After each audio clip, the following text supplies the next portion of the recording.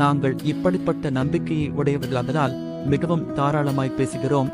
2 கொரிந்தியர் 3வது அதிகாரம் 12வது வசனம். நம்பிக்கை என்றால் என்ன? நம்பிக்கை என்பது எதிர்காலத்தில் நல்ல விஷயங்கள் நடக்கும் என்று நம்புவதாகும்.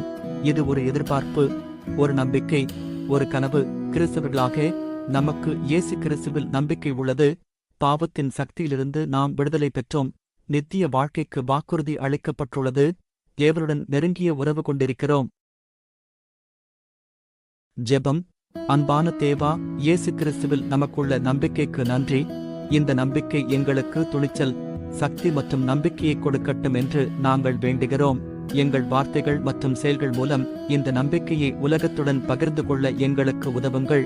இயேசு கிறிஸ்துவின் நாமத்தில் ஆமென்.